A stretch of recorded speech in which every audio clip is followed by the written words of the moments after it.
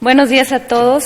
Antes que nada, créanme que me siento privilegiada de estar aquí en Monterrey, pero sobre todo en una universidad. Es mi primera vez como funcionaria de estar en una universidad y se siente, pues como diría el gobernador, muy padre. Sí, ¿verdad? Sí, no, gracias, Carlos, gracias, gobernador, por la invitación al Consejo Nuevo León, a las universidades, al Tecnológico de Monterrey. Yo creo que esta parte de tener una interacción proactiva, ciudadano-gobierno, lo he visto muy de cerca. Yo soy secretaria técnica de un comité ciudadano en Michoacán, ahora sí que por instrucción del propio presidente, y sí veo que hoy estamos ahora sí que evolucionando como ciudadanos a entender para poder criticar con fundamento y a partir de ahí dar y aportar ideas. Si nos quedamos en la crítica, no sumamos. Créanlo ahí.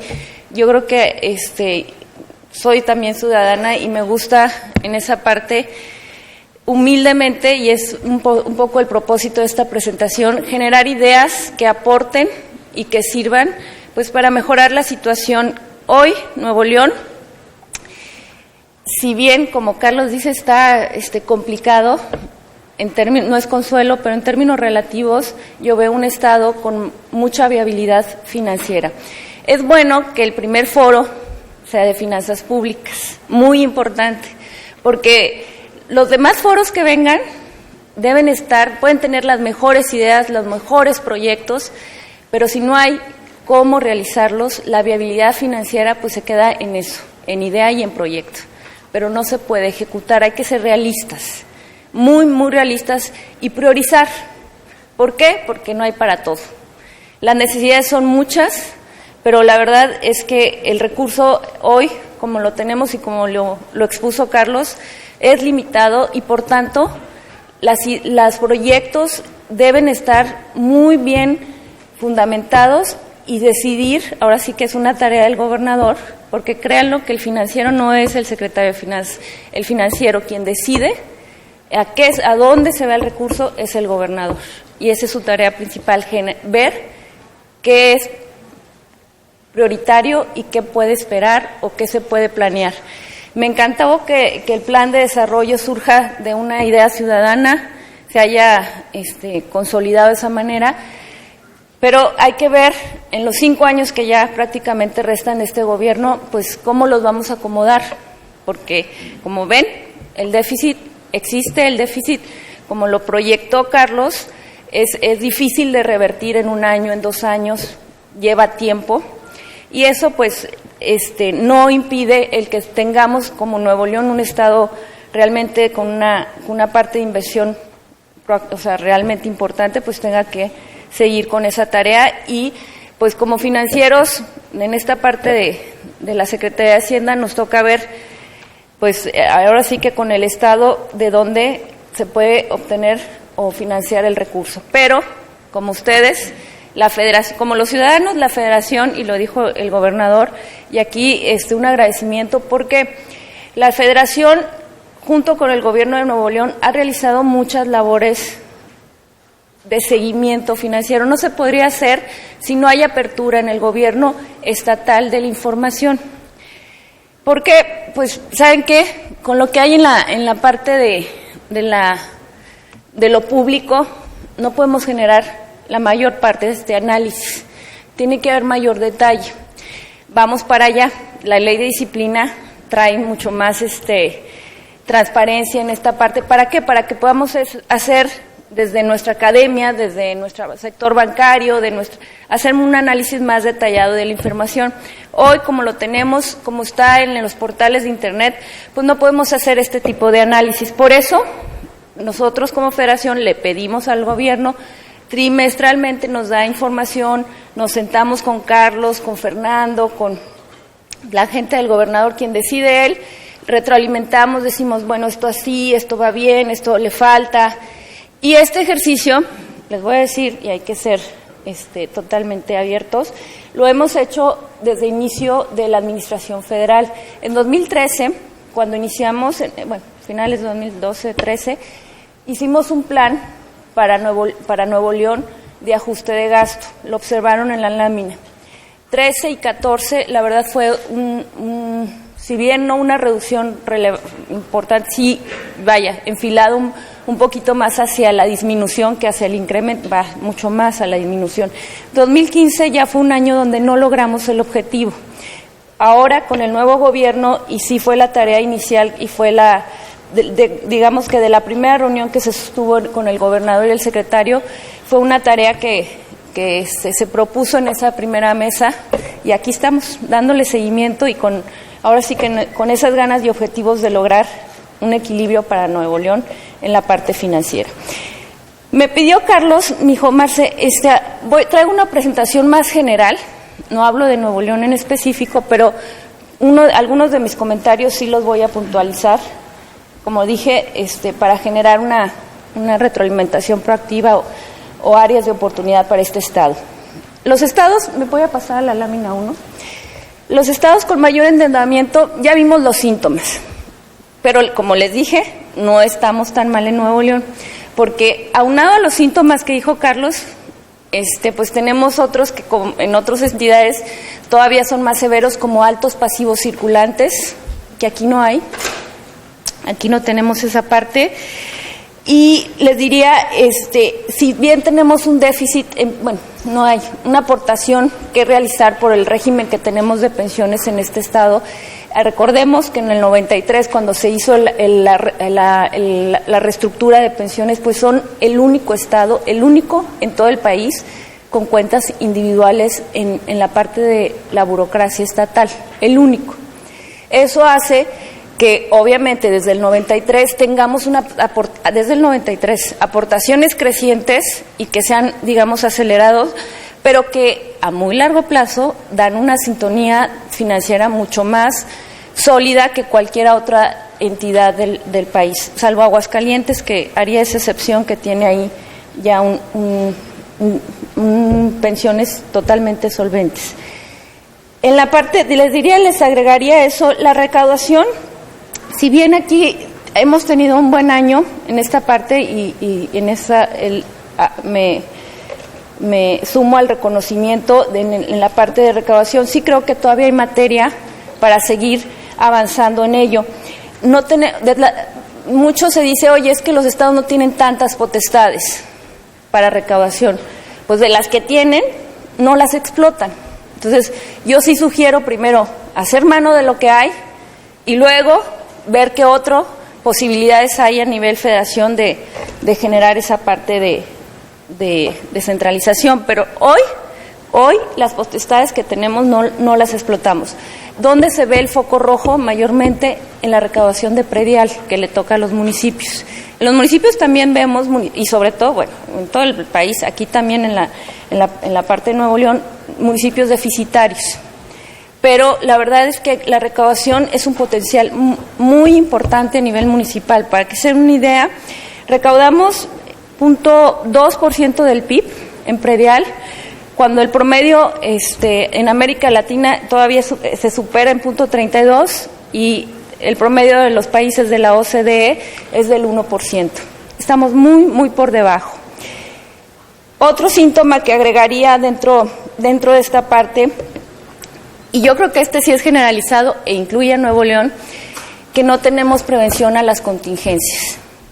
No hay, y nos agarró un Alex en 2010, que pues la verdad no fue suficiente el fondo federal, y pues el Estado tuvo que pues también generar ahí la parte de aportación, y no tener un fondo de contingencias para desastres naturales hace, como en este caso, que la situación se vuelva mucho más severa. En este caso acentuaría como otra característica de estos tipos de estados que tienen déficit o endeudamiento elevado. Eso se traduce, un déficit se traduce en endeudamiento. Nada más que mediáticamente siempre hablamos de deuda, porque el déficit, como les mencionaba, es más complicado de analizar. Otra característica, les decía, es el crecimiento en servicios personales. ¿Cómo pueden ver una entidad que crece en promedio anual un 9% real en nómina? Insostenible, pues existe. existe, y esa es la parte que también ha sido muy acentuada, y sobre todo en la parte municipal, en ese tipo de características. El crecimiento del gasto corriente ha sido un factor que ha generado que hoy veamos mayores déficits. Es muy importante hacer esta acotación, porque siempre cuando vemos en cómo resolver estos déficits, pues la parte dura, la parte muy complicada, y lo vimos en la lámina de Carlos, cómo vamos en el avance de las metas, el más rezagado es servicios personales. Cuesta mucho trabajo hacer reestructuras de personal. Entonces, yo creo que lo conveniente, independientemente de lo que se tenga que hacer hoy, es que hacia adelante se tenga una política mucho más eficiente de contratación de personal. Se necesita que se justifique, porque la verdad es un rubro suelto en las dependencias. Se les da presupuesto y resulta que, pues, ¿sabes qué? Gasto menos en esto, y ahora sí que se va un poco más hacia la nómina. Ese es un punto, y de verdad un área importante en general para varios estados y varios municipios del país.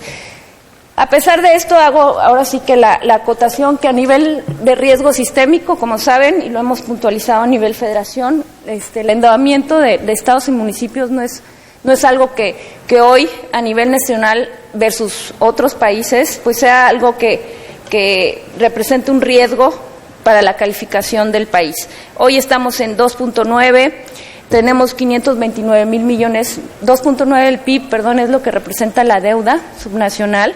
De esta, 476 mil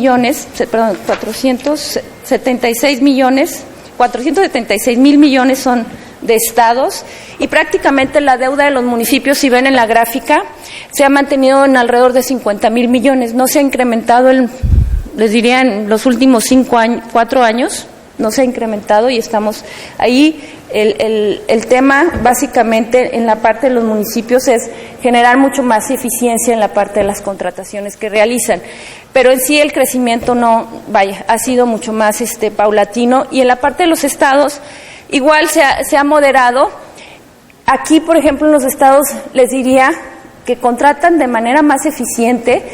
Se ha favorecido mucho el tema en la parte de contratación bancaria, que los plazos son muy largos para los estados.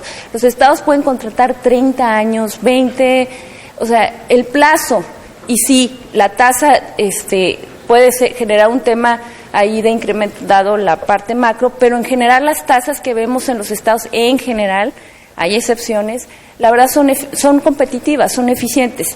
Sin embargo, pues sí creemos que todavía hay un área ahí de cómo mejorar, como lo está haciendo en este caso el tesorero, de ver la viabilidad de bajar aún más esta parte de la tasa.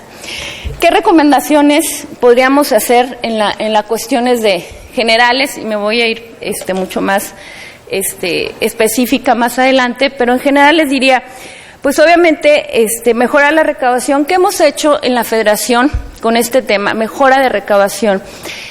Como lo dijo Carlos, un cambio relevante de la reforma hacendaria fue en 2013, es que a partir de 2015 los estados y los municipios, todo lo que pagan sus empleados de ISR, del impuesto que se les retiene, una vez que es bien enterado a la Federación, se le regresa al estado y al municipio que lo paga, al estado completo. ¿Qué quiere decir? Que el Estado, todo lo que pagan sus organismos descentralizados, agua, el Instituto de Control Vehicular, la REA, todos estos institutos, todos esos impuestos de esos trabajadores se le regresan al Estado.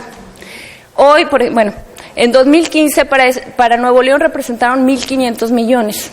Para agosto de este año ya lleva 2,300 millones que se les han devuelto a la entidad. Había un rezago que recuperar de otros años, y la verdad les ha ido muy bien en ese fondo. Y es muy importante que lo mencione, porque aquí muchas veces, oye, ahora sí que mediáticamente o en algunos foros, a Nuevo León no se le regresa lo que aporta.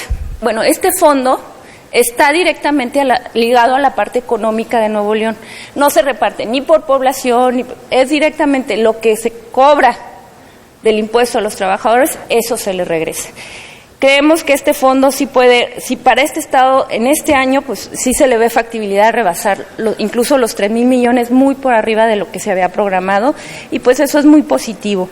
Nuevo León, en transferencias federales, en lo que es, ahora sí que prácticamente lo que va a esta administración, pues lleva un muy buen récord en cuanto a participaciones, aportaciones y también en la parte de convenios. Ahí, aunque hay un área de oportunidad relevante, sí les diría, como lo mencionaba el secretario, que hoy Nuevo León es el primer lugar en las transferencias de participaciones, primer lugar de todas las entidades. Y esto básicamente, les diría, es por el factor del fondo ISR que les acabo de mencionar, y obviamente también pues hay que mencionarlo por la tendencia que hoy tienen los ingresos tributarios a nivel federal.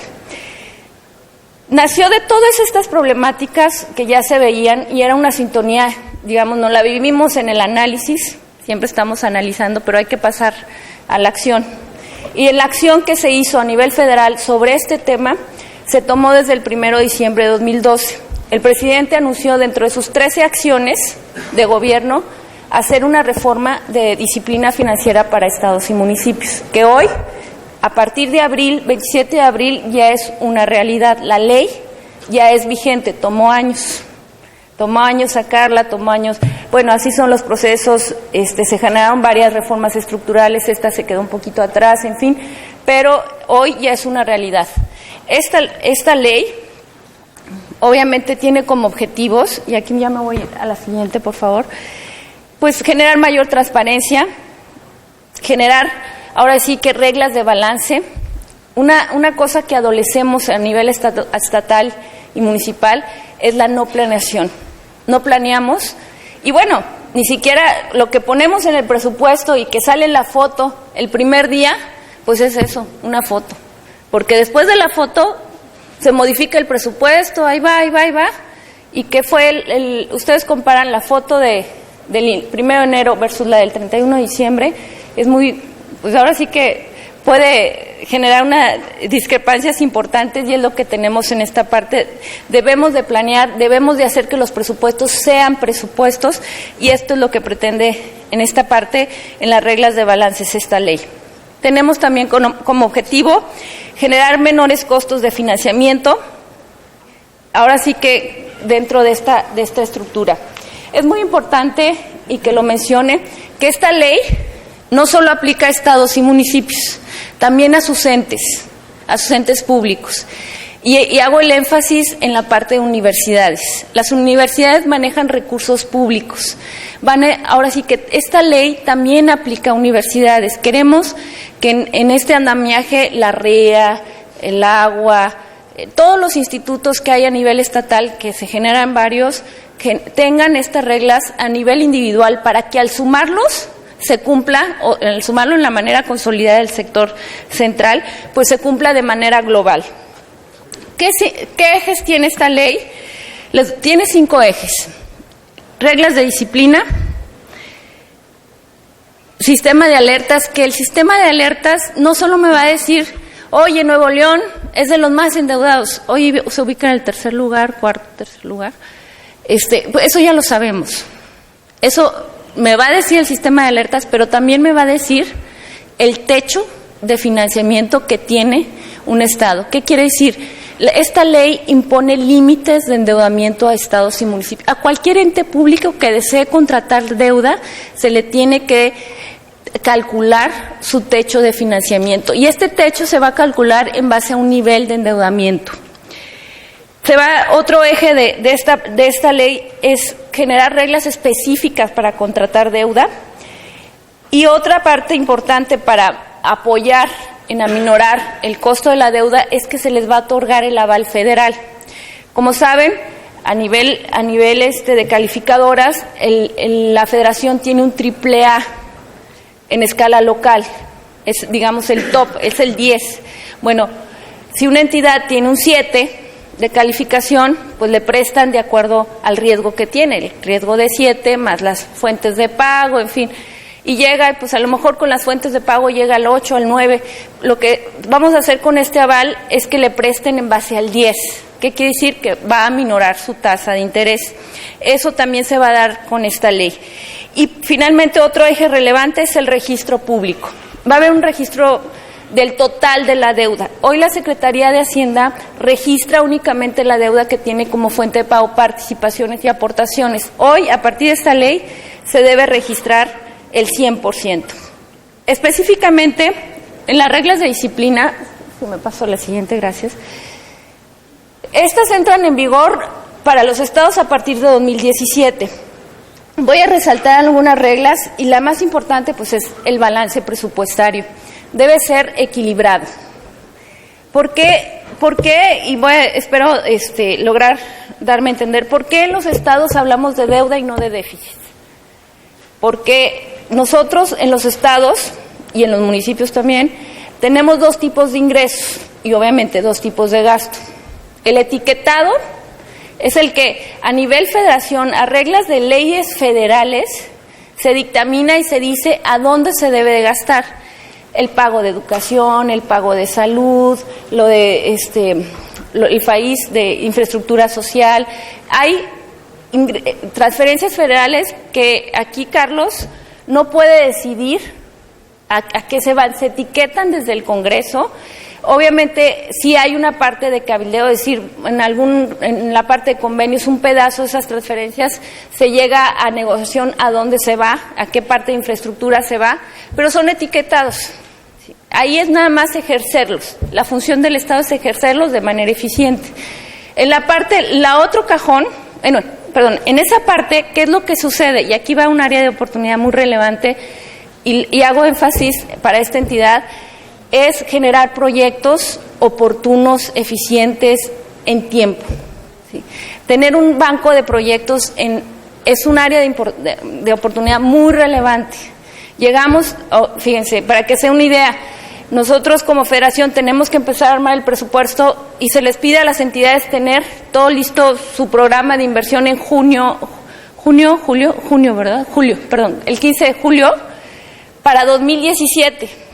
Pero resulta que no hay proyectos armados. ¿Qué es un proyecto armado? Pues ahora sí que dependiendo del monto, los requisitos. Si es un proyecto chiquito, pavimentación, pues sí se tiene que tener una ficha de costos, una ficha, ahora sí que los kilómetros a pavimentar, una ficha muy sencilla, pero que se debe de cubrir. Oye, voy a hacer un hospital, pues ahora sí, ahí sí es otros tipos de requisitos, desde un análisis costo-beneficio, etcétera. Se deben de cumplir estos antes, en junio, para que estemos listos, para que el Estado esté listo, presente su cartera de proyectos y se pueda incluir o negociar o tener mayores fundamentos de por qué es prioritario en este Estado y poder generar ese tipo de negociación en Cámara Federal. Tener ese banco de proyectos formal es un reto general para todos los estados y municipios del país. No existen bancos de proyectos sustentados, fundamentados. Llegamos con un listado. Un listado no es un proyecto. Entonces, yo creo que es un área importante en general para cubrir. En la parte de ingresos etiquetados, les decía, por lo general los estados, al término del 31 de diciembre, no se los acaban de ejercer, salvo lo de nómina. Eso sí, salud, educación, pues como llega, se va. Pero lo que es proyectos de inversión, generalmente no se alcanzan a ejecutar, porque llovió, que porque no se tenía el proyecto listo. Entonces, ¿qué quiere decir? En esa parte existe un subejercicio. Ahora, en la otra parte del tipo de ingreso y gasto de los estados son los de libre disposición, las participaciones y los ingresos locales. Esos, el Estado decide en qué se gastan. Para que se den una idea, este Estado tiene un presupuesto total de 77 mil millones, alrededor de 35 mil millones, más o menos, poco menos de la mitad, son ingresos de libre disposición. Estos ingresos los deciden en qué se gasta el Estado y el déficit está ahí. ¿Por qué? Por lo general gastamos más de lo que tenemos en esa parte. Entonces, cuando juntamos los dos balances en una cuenta pública estatal, en una traigo subejercicio y en la otra parte ahora sí que un sobreejercicio. Juntamos la foto y no se ve el déficit. Es por eso que no hablamos de los déficits estatales y hablamos sí de la deuda. Un déficit te tiene que financiar y no es ciencia oculta. o es proveedores pasivos o es deuda, contratación de bancos, y se genera esta parte que bien decía también Carlos, que ha sido pues una necesidad en esta entidad, que es ver voltear a la parte de la federación. ¿Qué reglas presupuestales hay? Pues resulta que se puso un tope al crecimiento de servicios personales. Las entidades ya no pueden crecer el porcentaje menor entre el 3% y el crecimiento del PIB nacional. No pueden crecer en términos reales en ese porcentaje. ¿Qué quiere decir? Por ejemplo, para este año tenemos una proyección en un rango de 2.6, pues no podrían crecer más de 2.6 del PIB en cuanto a nómina. Se puso también una parte importante, se deben de crear, a partir de 2017, las entidades deben crear un fondo para desastres naturales. Ya es obligación. En el país solo una entidad lo hace. Entonces, ahora ya se está, ahora sí, generando esta parte del fondo. Oye, ¿en base a qué? Va a ser en base, ahora sí que al promedio del costo que se haya erogado en los últimos 5 años en este renglón. Es como mínimo, pero el Estado puede decidir, obviamente, generar y ser más prudente en ese sentido y generar un mayor fondo. Eso también, a partir de esta ley, es obligación. Resaltaría, por último, la planeación. El Estado, en su paquete para 2017, debe presentar proyecciones a 5 años. A partir de el paquete de 2017, Carlos, ahora sí que lo que presente el Ejecutivo va a tener que llevar una planeación a 5 años de lo que es el recurso, dividiendo los balances, dividiendo los recursos, etiquetado y de libre disposición. Y eso va a generar esta parte que nos acaba de transparentar, o sea, que transparenta Carlos. Oye, voy a tener déficits, y porque tengo déficits, pues tengo que ver cómo los voy a financiar. Entonces, no esperemos, sí creo, lo que nos están diciendo en esta parte, y pues así se asume también a nivel federación, pues que hay que ver la generación, cómo vamos a contratar deuda o cómo vamos a hacer para para pagar ese déficit. Reglas del ejercicio importantes, resaltaría básicamente que hoy, a partir de 2017, si hay un ingreso excedente, como lo está teniendo hoy en este ejercicio, nada más que hoy no le aplica esa parte de la ley, sino hasta 2017, si se tuvieran ingresos excedentes, es decir, por arriba de lo programado, el Estado los puede utilizar en todo, básicamente así dice el artículo, en todo menos en gasto corriente.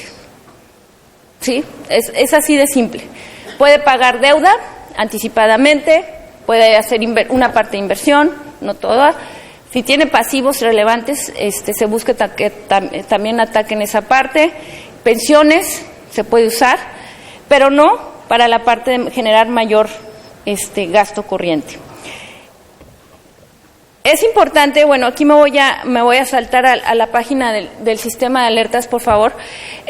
Les decía que aquí vamos a tener ya techos de financiamiento. Oye, Marcela, pero si Nuevo León está entre los más endeudados, seguramente va a salir, aquí vamos a utilizar una especie de semáforo, donde el rojo nos va a indicar que es un estado de alto endeudamiento, amarillo va a ser en observación y el verde va a ser en endeudamiento sostenible. Y de acuerdo a la ley van a tener estos techos de financiamiento. Va a ser 0 para una entidad con alto endeudamiento. Entonces, oye Marcela, pero si tenemos alto endeudamiento y tenemos un déficit y no, de acuerdo a esta ley, no podemos tomar deuda, ¿cómo vamos a financiar esto? Es ahí, ahora sí que considerando que hay varias entidades con esta situación, se está dando una transición, una salida para generar los planes, un plan de ajuste o plan de saneamiento, como le llama Carlos, en el cual en X años logremos el equilibrio. Para financiar eso, obviamente, se tiene que contratar deuda, pero tiene que ser bajo un convenio aprobado por la legislación local, primero por el gobernador, luego por la legislación local y firmado con la Federación para hacer, ahora sí que un compromiso de cómo vamos a ir cada año logrando el ajuste de gasto. Bajo esa premisa sí se les va a permitir tomar deuda bajo techos de financiamiento definidos de acuerdo a ese plan de ajuste. No podrá ser mayor. Pero para eso sí tiene que generarse pues un ejercicio muy importante, porque pues oye, traigo este proyecto de cambio del Topo Chico, traigo este proyecto del Libramiento 3, traigo una serie de proyectos que financiar y que irían de acuerdo al plan en estos años y cómo se erogarían en flujo, y pues sobre eso pues se tiene que hacer toda una planeación. ¿Qué parte es importante en la contratación de deuda de esta ley? Y yo creo que en este estado sí es un cambio fundamental. Aquí anteriormente, ahora sí que se generaban, lo voy a decir pues porque así es su ley, todavía no se ha reformado, que la deuda se autorizaba de manera general. Sí, en una ley, por ejemplo, una REA podía contratar deuda con una autorización del tesorero, porque en su ley, o bueno, no sé cómo se llama la ley, pero ya así se establecía, que el tesorero podía decirle a la REA cuánto se podía endeudar, de análisis, pero no, hoy ya no. Hoy el agua, la REA, el Instituto de Control Vehicular, el propio Estado, o si cualquier ente público debe ir al Congreso a que le autoricen el endeudamiento. Y deben ser 2/3 partes del Congreso lo que lo autorice. Y no solo eso, debemos de tener, porque bueno, les voy a decir, hay varios estados que ya tenían esta regla y también tomaron deuda cada año, en fin. Se debe hacer una parte de corresponsabilidad importante en la cuestión y en el actuar de los congresos. El Congreso debe analizar el destino de esa deuda. Hoy, lo que dice esta ley, y aquí esto sí se va a puntualizar en la parte del reglamento, porque todavía nos faltan los reglamentos de esta ley, es que ese decreto de autorización debe especificar en qué se va a gastar. No solamente 3.500, 2.000, 1.000 a inversión pública. No, ¿en qué? El decreto de autorización debe decir específicamente hacia dónde se va ese recurso. En los esquemas de acciones público-privadas, y aquí lo menciono porque en este estado hay proyectos y hay este tipo de esquemas, se debe fundamentar que esa obligación, que contratar bajo ese esquema es más eficiente que irse bajo un esquema normalito de crédito. Porque es más eficiente y se debe fundamentar, y es una obligación igualmente de ley.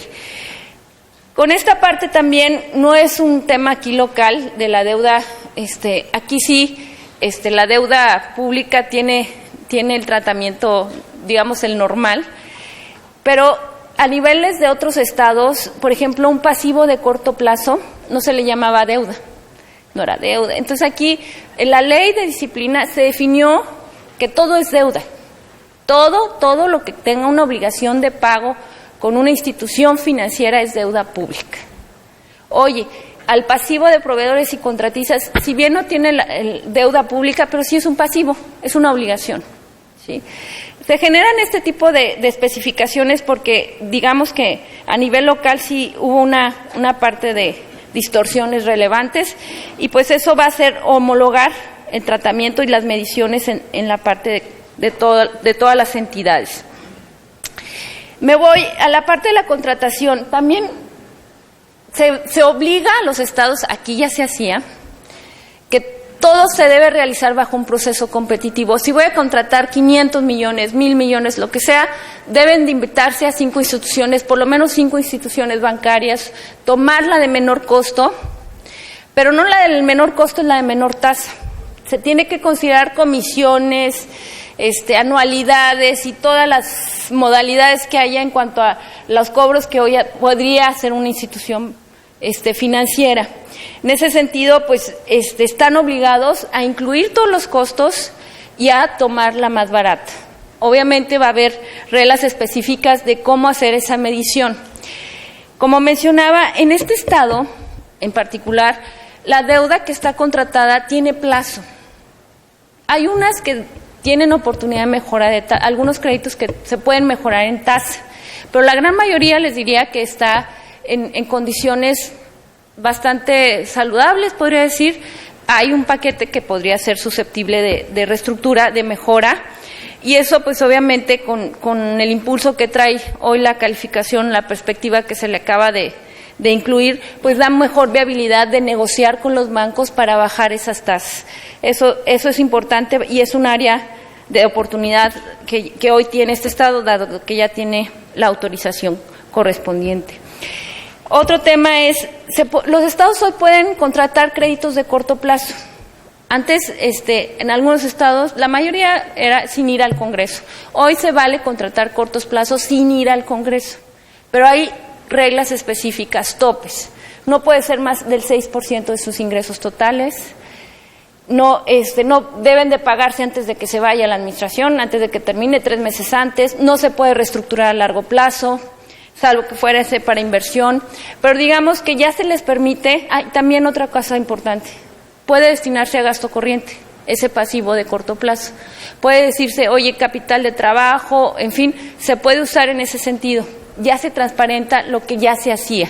Y en ese sentido, bueno, creo que le da también margen para generar al Estado flujos mucho más estables a lo largo del ejercicio. Oye, a lo mejor no me espero a que me llegue el recurso federal, pido un corto plazo para empezar esta obra y en lo que me llega el recurso federal hago el resarzo, el crédito a corto plazo y tengo mayor oportunidad de realizar la obra que en este caso estoy proyectando. Deuda federal, deuda estatal garantizada o el aval federal del que les hablaba. Aún, por ejemplo, si tenemos en este estado contratados créditos en promedio, no sé, STIE más 1.7, 2.2%. Yo sí creo que con un aval federal podemos bajar a lo mejor 100 puntos base en la parte que tenga el aval o más. Bueno, yo sí estoy esperando que podamos bajar sobre el 3.5% del PIB en valor agregado y hasta el 100% de sus ingresos de libre disposición de cada entidad. Por ejemplo, hoy decía Carlos que de participaciones su deuda es del 200%. Yo nomás, en términos redondos, a lo mejor podría, como federación, garantizar la mitad de lo que hoy tiene. Entonces, pero bueno, ahora sí que todo ayuda. Imagínense que en vez de ver TIE más 2.2, veamos TIE más 0.7, 0.8. Eso obviamente se traduce en eficiencias en el gasto. Finalmente les hablo del registro público único, que aquí les decía que es importante, hoy a partir de este registro, que deberá entrar en vigor a más tardar en octubre de este año, se tiene que emitir el reglamento, en operación hasta abril de 2017, pero sí estamos estimando que entre en operación incluso antes del cierre de este ejercicio.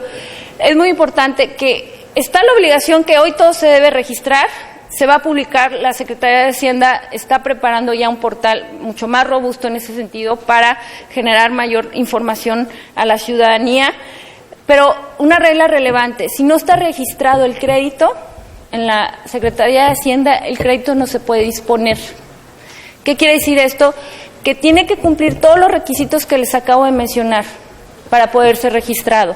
Tiene que cumplir procesos competitivos, es decir, que se haya invitado a las 5 instituciones, tiene que cumplir que haya sido contratado a la menor tasa, que la autorización del Congreso sea específica, que sea por las 2/3 partes del Congreso. Todo eso que les dije se debe de cumplir para poderse registrar. Si no se registra y no cumple, no se puede disponer el crédito. Entonces, pues en esta parte del registro pues va a tomar una especial relevancia porque pues ahora sí, como subieron los requisitos, sube la revisión y en ese sentido, pues todos en aras de mejorar la parte de cómo hoy se contratan los créditos y en esa parte creo que pues nos toca a todos trabajar en esa sintonía. Finalmente les diría, hago una parte relevante y sobre todo aprovechando que están calificadoras, va a haber cambios muy importantes a los formatos de cómo hoy presentan la información los estados y los municipios, cualquier ente público a nivel local. Se va a añadir formatos de presentación de información y eso va a enriquecer, y lo vuelvo a repetir, el análisis que se haga en esta parte subnacional y va a ayudar, ojalá, y vuelvo a repetir, creo que este estado ha tenido mucho análisis. Todo el mundo lo conoce. Se habla, de verdad, vean apertura en la información que se está presentando. Y debo hacer un reconocimiento, porque esto que se presentó no se ve en todos los estados. Oye, el déficit es de 6.500. Voy a tener esto. No es frecuente. Es más, ni con estos 3 dedos se los cuento. Es muy importante que reconozcamos esa parte. No nos quedemos en el análisis, seamos proactivos y veamos qué aportamos como solución en lo que queremos hacer. Sí queremos que termine la línea 3 del metro, sí queremos que haya un libramiento 3, sí queremos, y hay muchas necesidades. Pues hay que ver cómo sumarnos para generar, pues ahora el cómo sí. Aunque, y sí, de verdad, la parte es bien importante. Todo lo que vayan a ver en los foros siguientes, recuerden, y hago el énfasis, oye, el déficit. Y bueno, aquí Carlos hizo mucho, acentuó en lo que trae negativo, yo voy a acentuar en lo que trae positivo. 3.500 millones adicionales de transferencias federales, pues en este ejercicio es muy importante y debe abatir los déficits.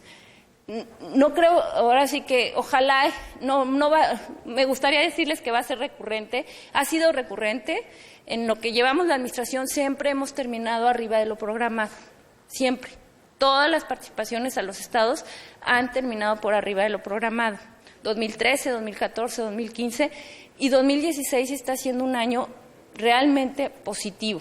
Entonces, dentro de lo positivo, pues hay que ver esos 3.500 que tenemos hoy, cómo generar una mejora de déficit, o sea, un menor déficit, o generar, oye Marcela, a lo mejor ya no podemos esperar lo del Topo Chico, en fin, ahí se decide en esa parte de lo que es viable y ahora sí que prioritario para la entidad. Pues muchas gracias, espero sus preguntas y muy agradecida por su atención.